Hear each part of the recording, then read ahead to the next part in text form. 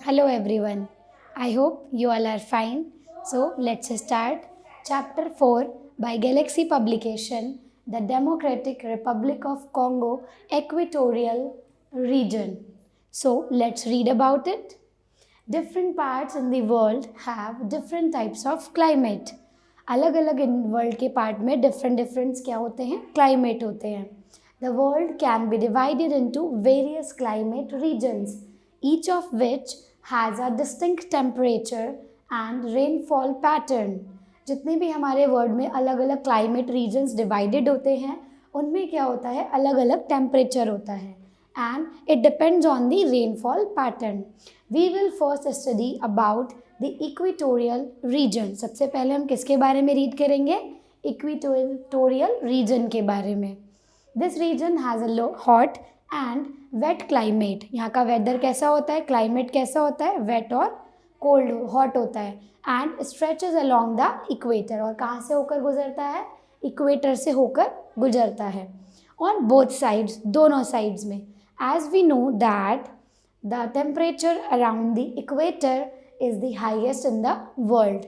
जितने भी हमारा इक्वेटर के आसपास का एरिया होता है वहाँ का टेम्परेचर कैसा होता है, it is the highest in the world. Rains here fall in thunder showers almost every afternoon, और इसी वजह से यहाँ पे क्या होता है, हर दोपहर बहुत ज़्यादा तेज़ बारिश होती है. The areas that fall under this region are, वो कौन कौन से एरियाज हैं जो इस रीजन के अंदर आते हैं, तो let's read about them. The basin of river Amazon in south America, south America का जो अमेजन रिवर बेसिन होता है वो इसके अंदर आता है. The Congo basin in Africa, Africa का Congo basin river. The New Guinea coast, West Indies, Andaman, southern Myanmar, Malaysia, Indonesia and East Indies in Asia. तो ये सारे एरियाज हमारे इसमें कवर्ड होते हैं. I hope I am clear with it. Let's continue with the further part. As you can see this is the equatorial region of the world. Because of hot and wet climate of these regions there are evergreen and so dense that in forest it is almost dark even by day. यहाँ पर क्या होता है, ज़्यादातर इसमें climate जो होता है वो हॉट और वेट होता है, और एवरग्रीन होने की वजह से और घने जंगलों की वजह से यहाँ पर दिन में भी बहुत जल्दी शाम हो जाती है. Evergreen trees like mahogany, ebony and rubber are commonly found in these regions, और इसी वजह से यहाँ पर क्या क्या पाया जाता है, we can found mahogany, ebony and rubber plants found in this region. Okay, in this chapter we will study about the Democratic Republic of Congo. किसके बारे में रीड करेंगे, DRC, Democratic Republic of Congo. All right children,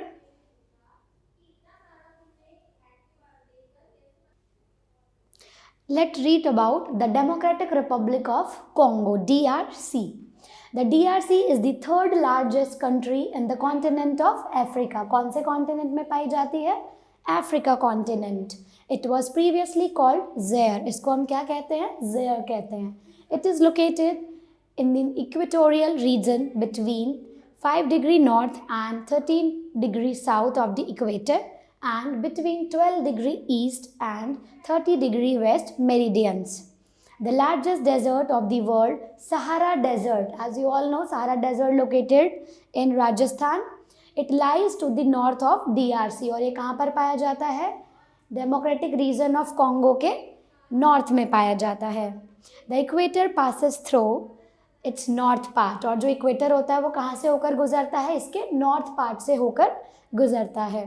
the second largest river in Africa, the Congo, flows through the DRC. और इसका जो second largest river है जो Africa में पाई जाती है वो यहाँ से होकर गुजरती है. Right, let's talk about the climate. वहाँ का क्लाइमेट कैसा होता है. The sun's rays fall vertically over the DRC. जितनी भी हमारी सन की रेज होती है, सूर्य की किरणें होती हैं, वो DRC पे वर्टिकली गिरती हैं. So it is a region of high temperature, इसीलिए यहाँ का जो टेम्परेचर होता है वो काफ़ी हाई होता है. The mornings are warm and sunny, but the noon the temperature becomes high as in the desert region. यहाँ का जो मॉर्निंग का वेदर होता है वो बहुत ही वार्म और सनी होता है। But if we talk about noon, यहाँ का जो टेम्परेचर होता है वो काफ़ी हाई होता है। A heavy downpour accompanied with thunder and lightning occurs every afternoon। और अगर हम आफ्टरनून की बात करें तो यहाँ का जो वेदर होता है वो काफ़ी थंडर और लाइटनिंग होता है। All right children,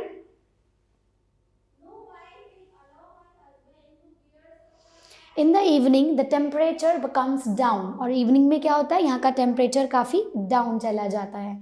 such type of climate is known as equatorial climate. और यहाँ इस तरह के क्लाइमेट को क्या कहते हैं, equatorial climate. Hot and wet throughout the year, जो कि कैसा रहता है, पूरे साल या तो हॉट रहता है या फिर वेट रहता है। Let's talk about natural vegetation. Natural vegetation की बात करेंगे। The high temperature and heavy rainfall in this region support evergreen forest। यहाँ पे ज़्यादातर जो फॉरेस्ट होते हैं वो कैसे होते हैं, एकदम हरे भरे होते हैं, एवरग्रीन होते हैं, right.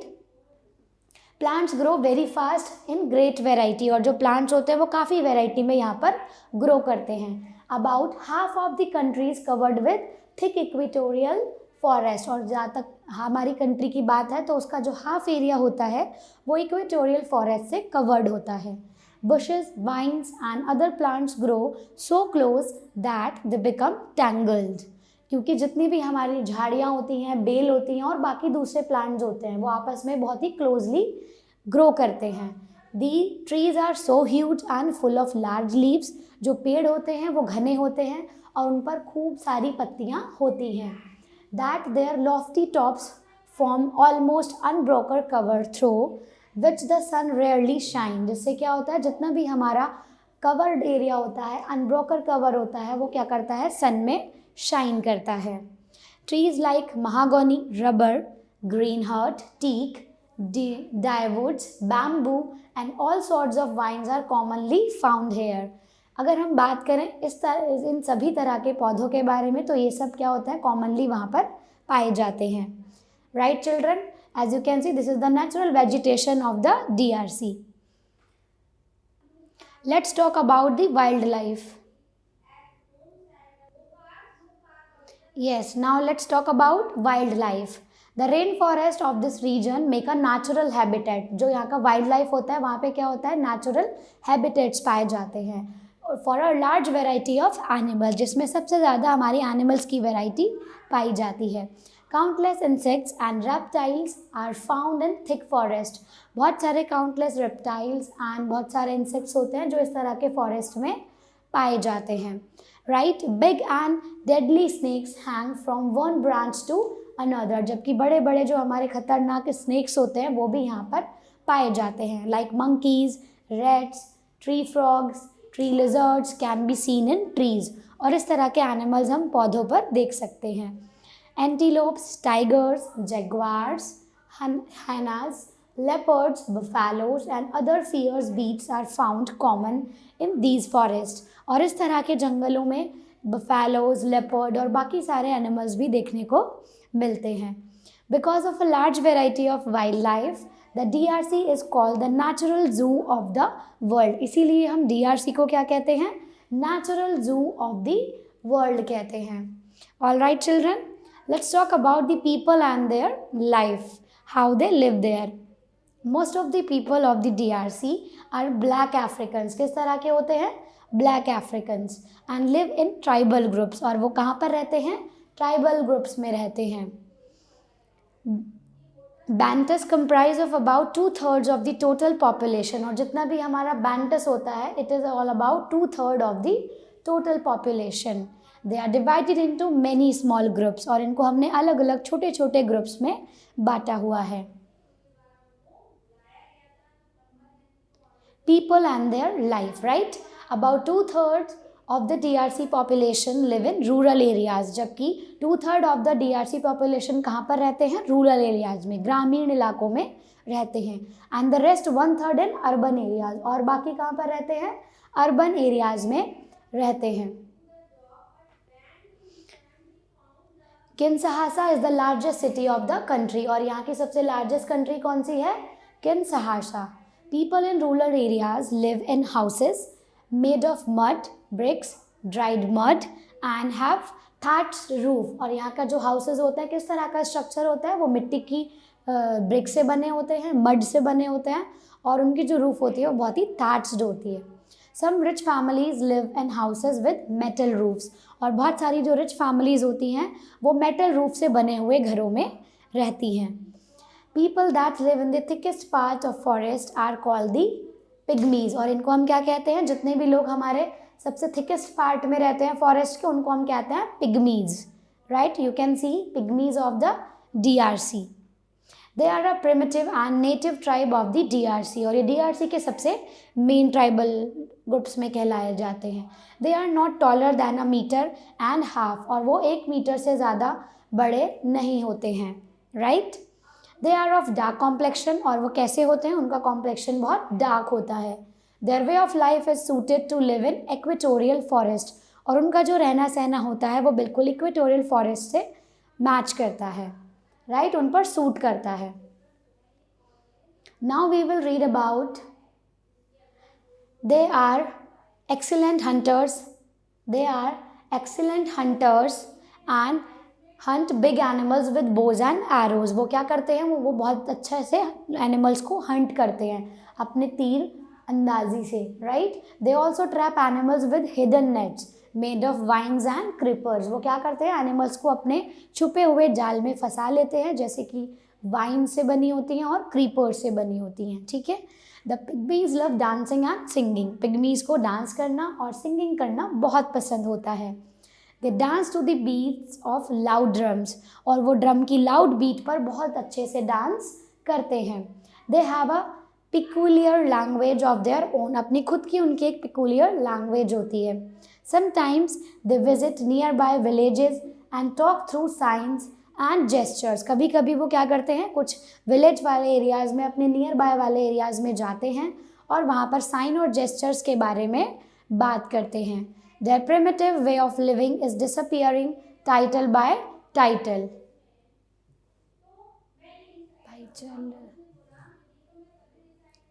Right? So you can see their primitive way of living is disappearing little by little. और उनका जो रहने सहने का तरीका है वो धीरे धीरे disappear होता जा रहा है। Now we will read about the agriculture part. किस तरीके से वो लोग agriculture करते थे, खेती किया करते थे।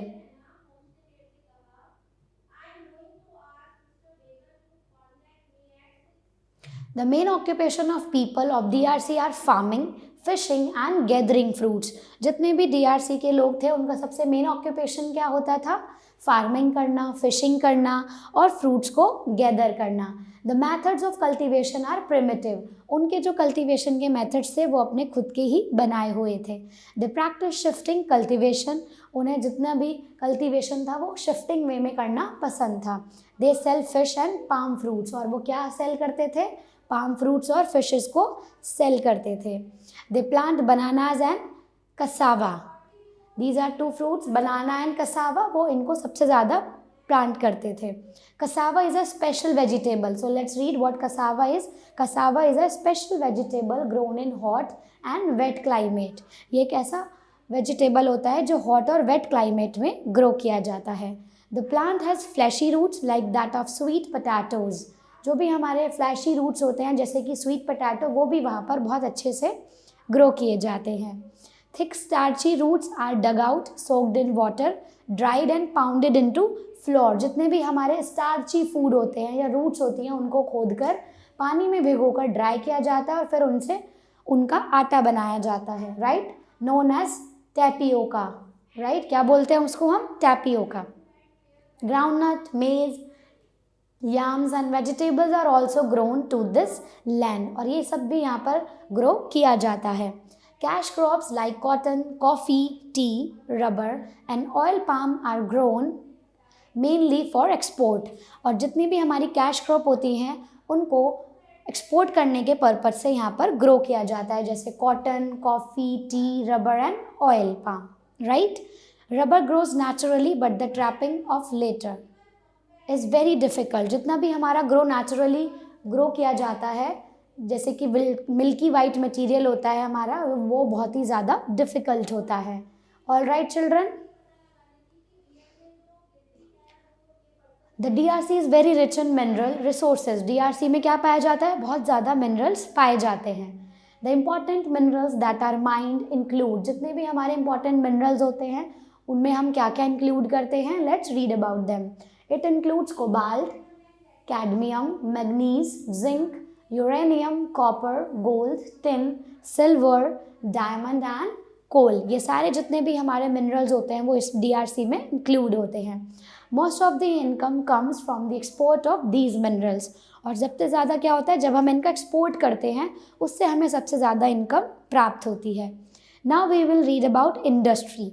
The major industries in the DRC are textile, cement, tobacco, paper, chemicals and soap. जितनी भी हमारी मेजर इंडस्ट्री है उसमें या तो टेक्सटाइल होती है, सीमेंट, टोबैको, पेपर, केमिकल और सोप की इंडस्ट्री को हम इंक्लूड करते हैं। These industries are located in Kinshasa, Lubumbashi, Kisangan, Jodorville and Matadi. These are the names of some places. The thousands of people work in these industries, और यहाँ पर हज़ारों की तादाद में लोग वर्क करते हैं। Now we will read about the transportation part of this chapter. Right, children? Let's see.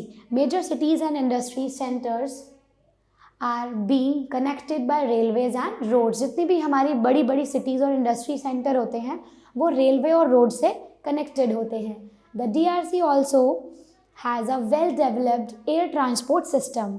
DRC में बहुत अच्छे से well developed airport trans system भी अवेलेबल है। The river Congo and its tributaries still remain the chief means of transport of this vast reason.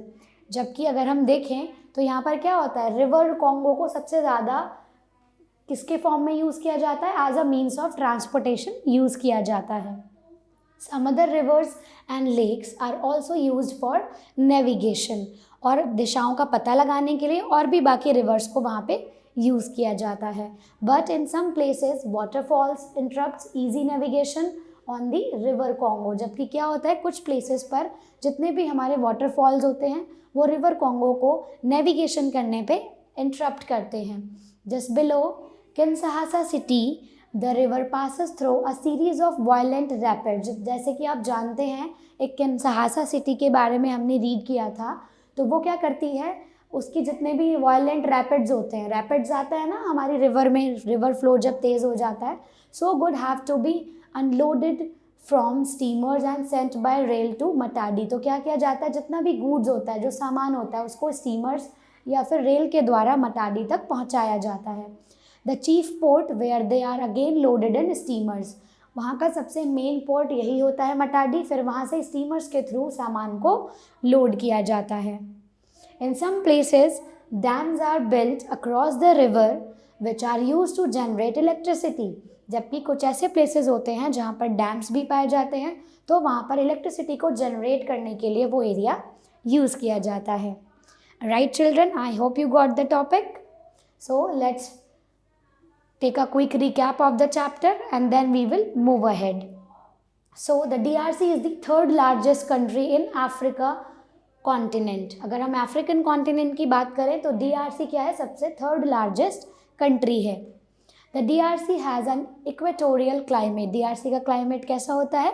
Equatorial होता है, hot and wet climate. The Bantus form the largest group of people in the DRC। जितना भी हमारा बैंटस form होता है वो हमारा क्या होता है? जब लार्ज पीपल ऑफ ग्रुप एक साथ रहते हैं। The pygmies of the DRC are the most primitive tribe in the world. और जो पिग्मीज होते हैं वो हमारे वर्ल्ड में क्या सबसे ज़्यादा मोस्ट प्रिमिटिव ट्राइब के नाम से जाने जाते हैं। The equatorial forest of the DRC house a rich wild life. और उनकी जो वाइल्ड लाइफ होती है वो बहुत ही ज़्यादा अच्छी होती है। Hunting, fishing and farming are the main occupations of the people of the DRC। तो वहाँ का मेन ऑक्यूपेशन क्या होता है? हंटिंग करना, फिशिंग करना और फार्मिंग करना। Waterway and railways are the chief means of transport in the DRC। और DRC में हम ट्रांसपोर्टेशन के फॉर्म में क्या यूज़ करते हैं? या तो हम वाटरवे को यूज़ करते हैं या फिर रेलवे को यूज़ करते हैं। Right children, so let's check your progress, how much you got from this chapter. Now we will continue with check your progress part. Right students, So let's discuss the answer of these exercises together. The climate and vegetation of the DRC is quite similar to that of the in India. किसके accordingly रहता है? राजस्थान के, केरला के या फिर हिमाचल प्रदेश के. So you have to tell. The right answer will be Rajasthan here. The capital city of the DRC is. हमारी DRC की capital city क्या होती है? किशनगंज, जोडोटविले या किन्शहासा. तो हमने रीड किया था उसकी कैपिटल क्या होती है? Kinshasa, right? Kinshasa. The cassava vegetable grown in the DRC is like. जो कैसावा हमारी वेजिटेबल होती है वो किसकी तरह दिखती है? स्वीट पोटैटोज़ की तरह. किसकी तरह होती है? स्वीट पोटैटोज़ की तरह. The chief port in the DRC is.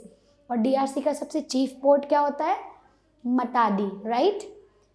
बैंटस comprise of about how much % of the population. तो कितना होता है आपका? 2/3 population of the DRC. Right children? Let's continue with fill in the blanks and true false of this exercise. The DRC is completely covered with which kind of forest? Dense forest. Right children? So answer will be dense forest. The river Congo is the dash river in Africa. जो river Congo है वो सबसे कैसी river है हमारी? Main river of Africa. Okay children? The life of people of the DRC is. DRC के लोगों की जो life होती है वो कैसी होती है?